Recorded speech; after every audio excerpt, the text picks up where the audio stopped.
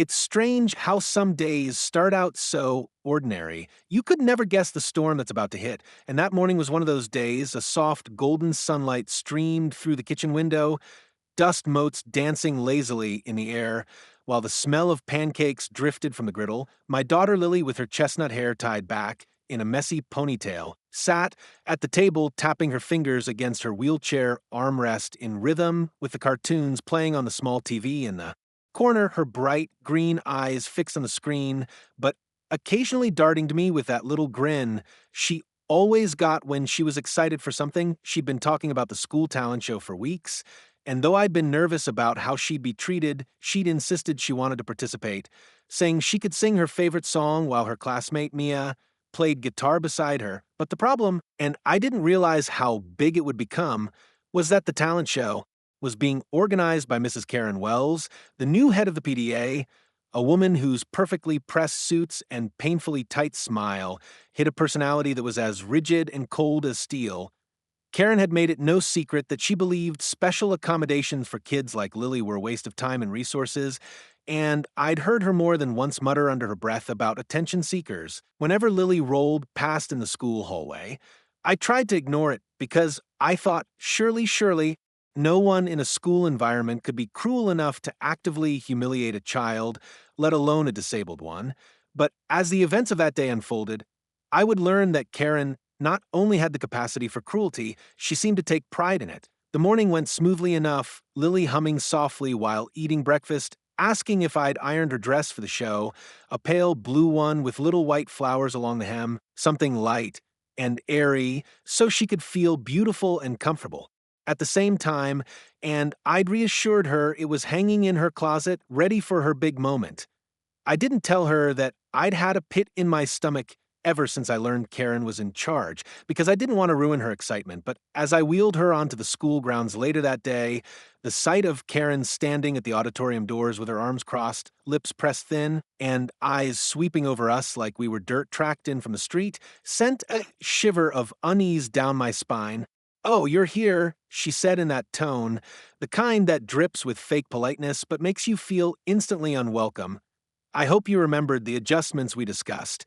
I frowned, adjusting my grip on Lily's wheelchair handles, because what adjustments was she talking about? She hadn't mentioned any changes to me. "Lily will be performing with Mia," I said, my voice firm, "the same way we planned." Karen's thin smile widened, but there was no warmth in it, only the gleam of someone who knew something you didn't. "Yes? Well, there's been a slight change in the program," she said. "You'll see." She stepped aside and waved us in, her manicured fingers fluttering in a gesture that felt more like a dismissal than a welcome. Inside, the auditorium buzzed with chatter, parents and students filling the rows, the stage decorated with paper stars and streamers, and a banner stretched across the top reading Eastwood Elementary Talent Showcase. Lily's face lit up as she saw her classmates milling about backstage, and Mia came running over to greet her, hugging her tightly and chatting excitedly about how she'd been practicing all week. I stood off to the side, watching the two girls, feeling a little of my tension ease. Maybe Karen's comment was nothing, maybe I was just being paranoid. But then I noticed Karen talking to two teachers near the stage curtains, gesturing toward Lily with a look that made my skin crawl. The teachers exchanged uneasy glances, but Karen's voice carried that sharp, insistent tone that seemed to brook no disagreement. And after a few moments, they nodded reluctantly.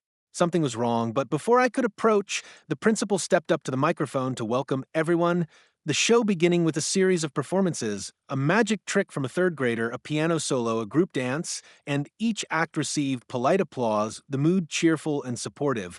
When it was finally time for Lily and Mia, I moved toward the front to take a good video, my heart swelling with pride as Lily beamed, gripping her microphone while Mia strummed the opening chords. But before they could begin, Karen suddenly walked onto the stage, smiling broadly at the audience while holding another microphone, saying in her sugary voice, "Ladies and gentlemen, we have a special twist for this act. Lily will be performing without her wheelchair." The words hit me like ice water, and for a split second I thought I'd misheard, but the confused murmurs in the audience told me they'd heard it too. Lily froze, her eyes wide, and I felt my hands clench into fists as Karen continued.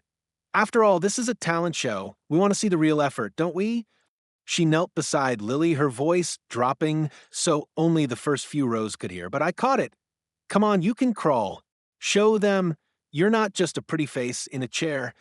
My vision went red, and I took a step forward, but one of the teachers, clearly uncomfortable, put a hand on my arm and whispered, "Just let's see how it goes," as if humiliating my daughter in front of hundreds of people was something we could see how it goes about. Lily's cheeks burned with shame, but Karen was already unbuckling the straps on her chair, guiding her onto the stage floor with exaggerated encouragement, saying things like, "That's it, be brave," while the audience watched in stunned silence.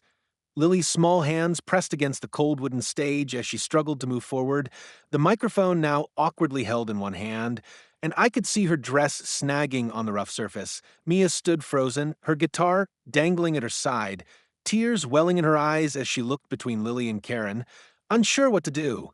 The sound of Lily's knees scraping against the stage was like nails on my heart, each movement slow and painful, but Karen kept clapping her hands and urging her on, smiling as though she were doing something inspirational, and I could see a few parents in the audience pulling out their phones, not to help, but to record because apparently humiliation was viral content now. I wanted to scream, to rush the stage, to grab Lily and carry her out, but my body felt rooted to the spot by a mix of rage and disbelief, my mind scrambling for what to do without making the situation even worse for her. Lily, bless her heart, tried to sing through the tears in her voice, her little body shaking from both effort and embarrassment, and by the time she reached the center of the stage, I knew something inside her had broken. She finished her song as best she could, the applause, afterward hesitant and awkward, and Karen, still grinning, helped her back into the wheelchair as if she'd just guided her through some empowering challenge rather than a public degradation. I could barely breathe as I wheeled her off stage, her face buried in her hands, shoulders trembling, and all the while Karen's voice followed us, saying, "See, she can do more than she thinks. You should thank me." In that moment, I made a silent promise. Karen Wells had just declared war on the wrong mother. The car ride home that day was silent except for the occasional sniffle from Lily, her head resting against the window as the afternoon sun cast streaks of light across her tear-stained cheeks. And though I wanted to fill the silence with comforting words, I knew nothing I said could erase what happened, not yet. Instead, I kept one hand on the steering wheel and the other occasionally reaching over to squeeze hers, a silent reminder that I was there, that I saw her, that I wouldn't let this go. By the time we pulled into our driveway, my chest felt tight with the kind of anger that doesn't just flare up and burn out, but sits in your bones cold and heavy. And as I helped her out of the car and into the house, I noticed she didn't even want to look at her blue dress anymore, the same one she had been so excited to wear just hours earlier. So I gently suggested she change into her pajamas while I made her some cocoa. She nodded without a word, wheeling herself down the hallway with slow, tired movements, and when she disappeared into her room, I leaned against the kitchen counter, gripping the edge until my knuckles went white, trying to control the wave of rage and helplessness threatening to swallow me whole. My mind replayed the image of Karen on that stage, all fake smiles and performative encouragement, manipulating the moment into something she could twist as character building if confronted, when in reality, it was nothing short of calculated. Humiliation, I knew I couldn't just storm into the school screaming. They'd dismiss me as emotional, irrational, one of those parents. So I needed a plan, one that would leave no room for doubt about what Karen had done and why it was unacceptable. That night, after Lily was asleep, I sat at my laptop scrolling through social media, and sure enough, there was shaky phone footage of Lily crawling across the stage, captions like, "Inspirational. She didn't give up," flooding the comments. People who didn't know her clapping from behind their screens without realizing that the so-called inspiration had been forced, coerced, stolen from her. I clicked through the profiles of those who'd posted, messaging a few parents I recognized, asking them politely but firmly to take the videos down, explaining that Lily had been humiliated, not empowered, but some responses made my stomach turn. "Oh, I thought she was being brave," Karen said it. "Was her choice?" Don't be so sensitive. It's good for her to be challenged. And it hit me that Karen had already spun the narrative in her favor. She was likely telling anyone who would listen that she'd given my daughter a moment to shine. And if I didn't act quickly, that version of the story would stick. The next morning, I kept Lily home from school, calling in sick for her and explaining only that she needed rest, while I spent hours drafting an email to the principal laying out exactly what had happened, including direct quotes from Karen, describing how she'd unbuckled Lily from her chair without permission and pressured her into crawling in front of hundreds of people. I sent the email to the principal, CCING, the superintendent, and a couple of PTA board members I trusted, but as I hit send, I knew this was just step one. By noon, the principal called me, his voice tight and careful, saying he'd look into the matter, but that Karen is a valued volunteer who has given a lot to the school, a phrase that made my blood boil because it implied her contributions somehow outweighed the harm she'd done. I told him in no uncertain terms that if looking into it didn't result in real consequences, I would take this beyond the school, to the local news if I had to, and he paused before saying, "Let's not escalate things unnecessarily," which told me exactly where his loyalties lay. That afternoon, I decided to go to the school in person, not to yell or cause a scene, but to gather evidence. I walked into the office with a calm smile, asking if I could see the official program from the talent show, pretending I just wanted a keepsake for Lily, and when the secretary handed me a copy, I noticed something odd. Lily's act had been listed as special inspirational performance rather than simply song with Mia like it had been before. It was subtle, but it reeked of Karen's handiwork, setting Lily apart not for her talent, but for her disability, making her a spectacle rather than a participant.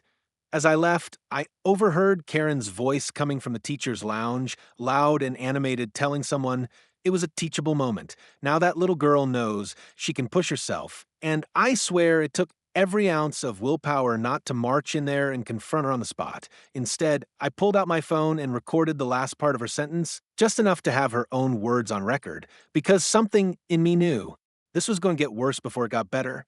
When I got home, I showed the clip to Lily not because I wanted her to hear Karen's cruelty, but because I wanted her to know I was taking this seriously, that I was collecting proof. Lily looked at me with those tired eyes and asked quietly, "Why does she hate me?"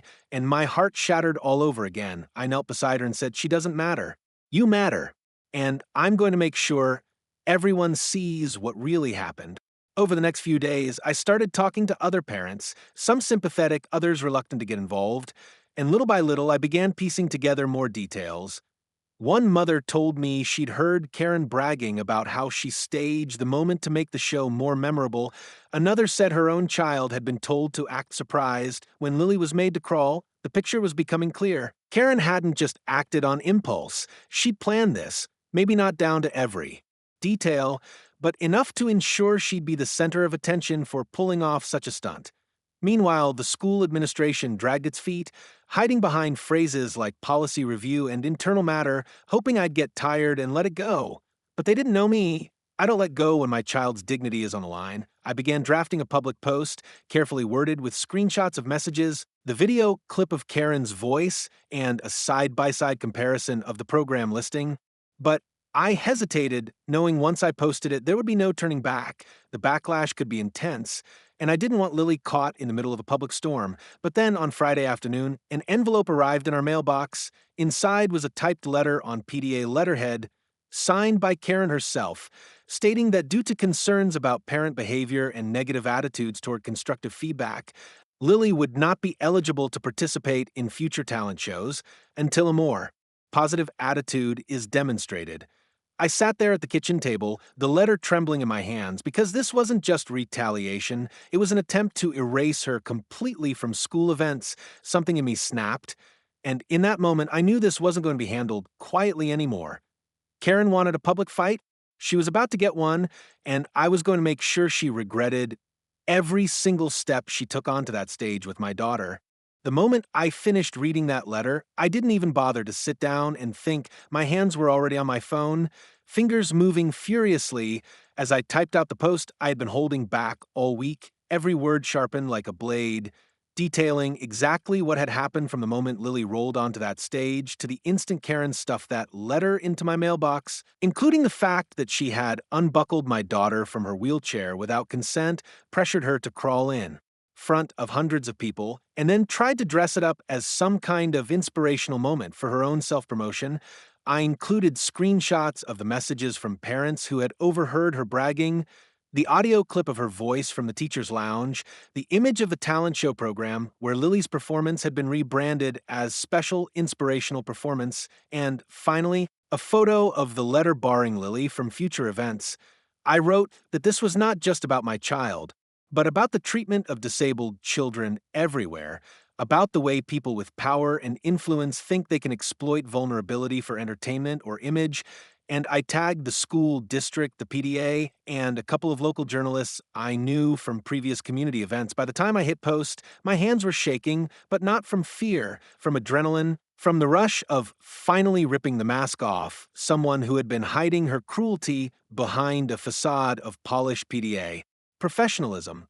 Within an hour, the post began to spread, first among local parents, then friends of friends, then people I didn't even know who were sharing it with captions like, "This is disgusting," and hold her accountable. My phone buzzed nonstop with messages, some from parents expressing outrage and support, others from people warning me that the school might retaliate, a few even from former PDA members who claimed Karen had pulled similar stunts in the past, targeting kids she thought were easy marks because their parents wouldn't fight back.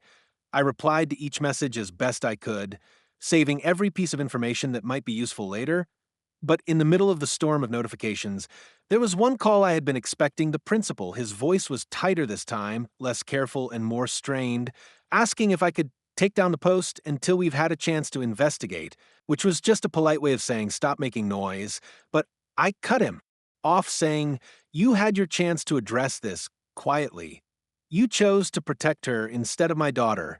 So now it's public and it's staying that way." He tried to warn me that things could get messy, and I told him flatly, "They're already messy, you just don't want your name in it." I hung up before he could respond, and for the first time in days, I felt a flicker of satisfaction, like maybe I had finally shifted the balance of power. That night, as the post continued to gain traction, I sat with Lily on the couch, watching a movie she liked, letting her rest her head on my shoulder.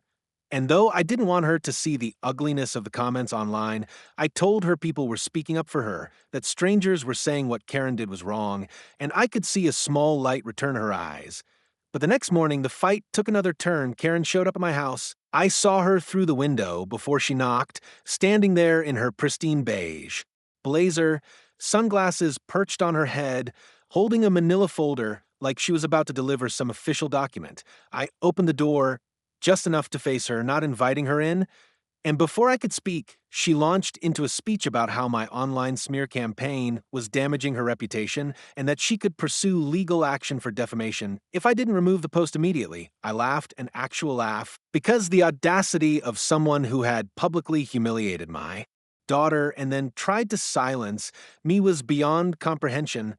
The moment I finished reading that letter, I didn't even bother to sit down and think. My hands were already on my phone, fingers moving furiously as I typed out the post I had been holding back all week, every word sharpened like a blade, detailing exactly what had happened from the moment Lily rolled onto that stage to the instant Karen stuffed that letter into my mailbox, including the fact that she had unbuckled my daughter from her wheelchair without consent, pressured her to crawl in front of hundreds of people, and then tried to dress it up as some kind of inspirational moment for her own self-promotion. I included screenshots of the messages from parents who had overheard her bragging, the audio clip of her voice from the teacher's lounge, the image of the talent show program where Lily's performance had been rebranded as special inspirational performance, and finally, a photo of the letter barring Lily from future events. I wrote that this was not just about my child, but about the treatment of disabled children everywhere, about the way people with power and influence think they can exploit vulnerability for entertainment or image, and I tagged the school district, the PDA, and a couple of local journalists I knew from previous community events. By the time I hit post, my hands were shaking, but not from fear, from adrenaline, from the rush of finally ripping the mask off, someone who had been hiding her cruelty behind a facade of polished PDA professionalism. Within an hour, the post began to spread, first among local parents, then friends of friends, Then people I didn't even know who were sharing it with captions like, "This is disgusting," and hold her accountable. My phone buzzed nonstop with messages, some from parents expressing outrage and support, others from people warning me that the school might retaliate. A few, even from former PDA members who claimed Karen had pulled similar stunts in the past, targeting kids she thought were easy marks because their parents wouldn't fight back. I replied to each message as best I could, saving every piece of information that might be useful later. But in the middle of the storm of notifications, there was one call I had been expecting. The principal, his voice was tighter this time, less careful and more strained, asking if I could take down the post until we've had a chance to investigate, which was just a polite way of saying stop making noise. But I cut him off, saying, "You had your chance to address this quietly. You chose to protect her instead of my daughter, so now it's public and it's staying that way." He tried to warn me that things could get messy, and I told him flatly, "They're already messy, you just don't want to name it." I hung up before he could respond, and for the first time in days, I felt a flicker of satisfaction, like maybe I had finally shifted the balance of power. That night, as the post continued to gain traction, I sat with Lily on the couch, watching a movie she liked, letting her rest her head on my shoulder. And though I didn't want her to see the ugliness of the comments online, I told her people were speaking up for her, that strangers were saying what Karen did was wrong, and I could see a small light return her eyes. But the next morning, the fight took another turn. Karen showed up at my house. I saw her through the window. Before she knocked, standing there in her pristine beige blazer, sunglasses perched on her head, holding a manila folder like she was about to deliver some official document. I opened the door, just enough to face her, not inviting her in, and before I could speak, she launched into a speech about how my online smear campaign was damaging her reputation and that she could pursue legal action for defamation. If I didn't remove the post immediately, I laughed, an actual laugh, because the audacity of someone who had publicly humiliated my daughter and then tried to silence me was beyond comprehension. I told her every word I posted was backed up by evidence, that truth was not defamation, and that if she wanted to take this to court, I would gladly bring every screenshot, video, and witness statement with me. She faltered for just a moment before switching tactics, saying, "You're making this harder for Lily. She needs to learn resilience." And that was when I stepped forward, closing the gap between us, and said in a low, even voice, "My daughter's resilience is not yours to test." She must have seen something in my expression because she backed away, muttering something about talking to the board before walking briskly back to her car. I watched her drive off, but I knew she wasn't done. Women like Karen don't retreat, they regroup. Over the next few days, things escalated further. A few of Karen's loyal PDA friends began posting their own versions of the story online, painting me as an overprotective parent who blew a harmless moment out of proportion, some even implying Lily had agreed to crawl, twisting the narrative to make Karen seem like the victim of a witch hunt. But here's the thing about truth: when you have it on your side and you refuse to let go, it starts to cut through the lies. The local news station reached out to me after someone sent them my post, and I agreed to an interview sitting in our living room with the reporter, telling the story in full detail, holding nothing back except for the things that might further traumatize Lily. They ran the segment that same night, showing the blurred video of the incident, my side of the story, and even including a brief statement from the school that sounded like pure damage control. "We are aware of the concerns and are reviewing the incident in accordance with district policy." Karen declined to comment on camera, but that didn't stop her from calling around behind the scenes, trying to rally support. Except the tide was turning. More and more parents were speaking out, some sharing their own stories of times Karen had crossed the line. One father described how she once told his son, who had a stutter, to slow down and speak like a normal person during a class presentation. Another mother recounted how Karen had excluded her daughter from a school event because she was too distracting due to her autism. It became clear this wasn't just about Lily. Karen had a history of targeting children with differences, using her position to push them aside or humiliate them under the guise of tough love. By the end of the week, a petition calling for Karen's removal from the PDA had gathered hundreds of signatures, and the district announced there would be a formal hearing to address the matter.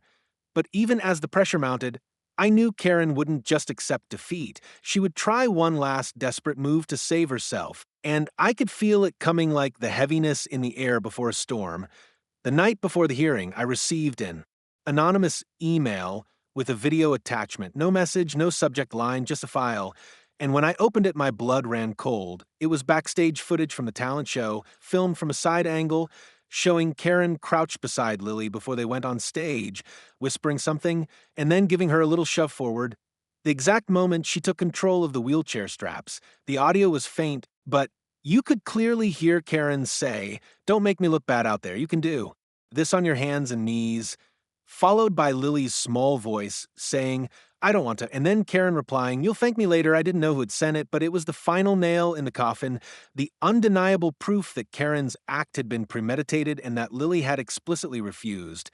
I sat there staring at the screen, my heart pounding, and for the first time since this nightmare began, I felt a surge of absolute certainty. Tomorrow, Karen was going to fall, and she would never be in a position to hurt another child again. The morning of the hearing dawned gray and heavy, the kind of weather that felt like the sky itself was holding its breath. And as I helped Lily get ready for school, not because she was going to class, but because she wanted to be there when the truth came out, I could feel a strange mix of dread and determination coiling in my stomach. I dressed in a simple navy blouse and black slacks, not wanting to appear overly formal or overly casual, while Lily chose her favorite yellow sweater, the one that always made her eyes seem even brighter, and I told her she looked perfect. We arrived at the district office to find a small crowd gathered outside, some holding signs that read "Protect our kids" and "Accountability now," others just murmuring to each other with a low buzz of anticipation, and I recognized several parents from the petition group who smiled encouragingly as we walked past. Inside, the boardroom was set up with long tables facing the district officials, a microphone at the center for speakers, and rows of chairs for attendees. Karen was already there, sitting at one of the tables with her arms crossed, wearing a powder blue suit and a tight smile that didn't reach her eyes, flanked by two PTA members who looked like they'd rather be anywhere else. The principal sat a few seats away, his expression carefully neutral, while the superintendent, a tall man with graying hair and a stack of papers in front of him, called the meeting to order. They began with procedural matters, outlining that this was a fact-finding hearing to address complaints regarding the treatment of students at the recent talent show, and then opened the floor for testimony. I was called first, and as I walked to the microphone, I could feel dozens of eyes on me, but I kept my gaze steady, speaking slowly and clearly as I recounted the events, the unbuckling of Lily's chair, the pressure to crawl, the words Karen whispered, the humiliation that followed, the retaliatory letter, every detail laid out like stones in a path leading directly to her.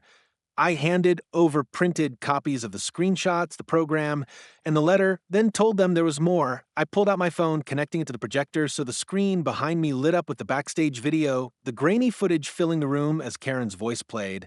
"Don't make me look bad out there.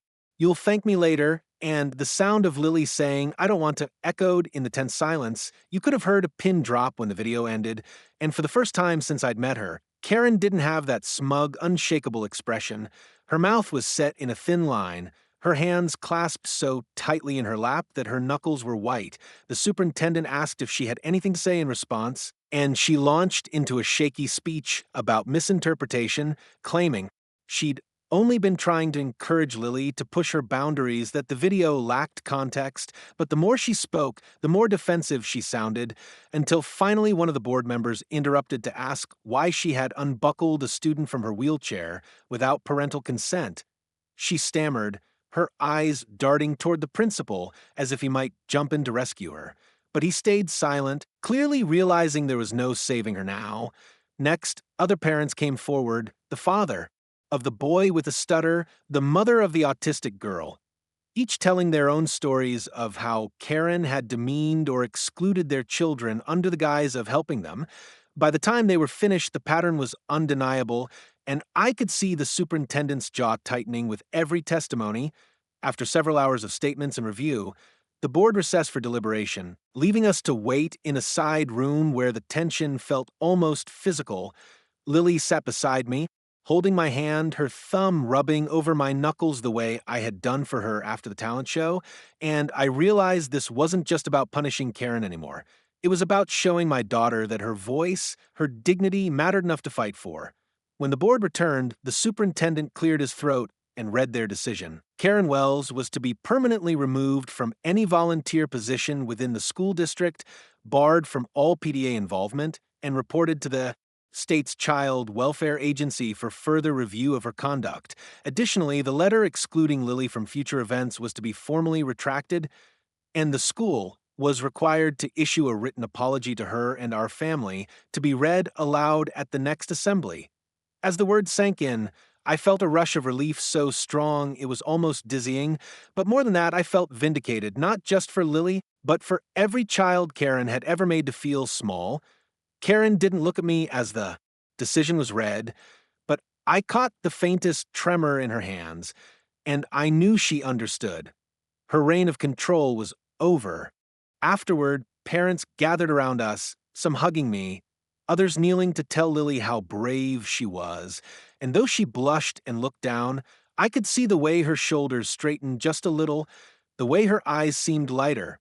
When we finally left the building, the crowd outside erupted in cheers, and for the first time in what felt like forever, I saw Lily smile, without that shadow of hurt behind it. Over the next week, the story spread even further. The news station aired a follow-up segment, social media buzzed with updates, and messages poured in from people all over the country sharing their own experiences with Karens who thought they had the right to police and humiliate others.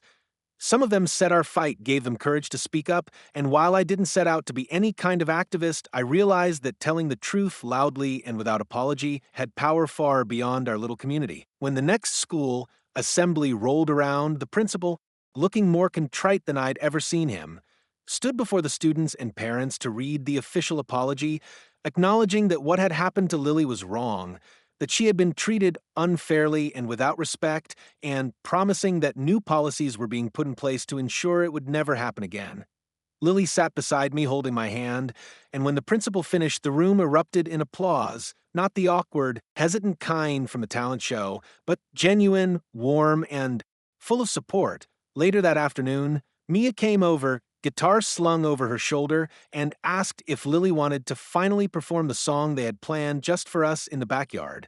We set up 2 chairs, one for me and one for my phone to record, and as Mia strummed the opening chords, Lily sang, clear, steady, and beautiful, her voice carrying on the breeze, unburdened by shame or fear. I realized then that while I couldn't erase what Karen had done, I had helped give Lily something just as important. The knowledge that she was worth defending, that her voice could rise above anyone who tried to silence it, and that no matter how polished or powerful they seemed, bullies could be brought down when the truth was louder. And as the last notes of the song faded into the summer air, I knew this chapter was over, but the lesson, for both of us, would last a lifetime.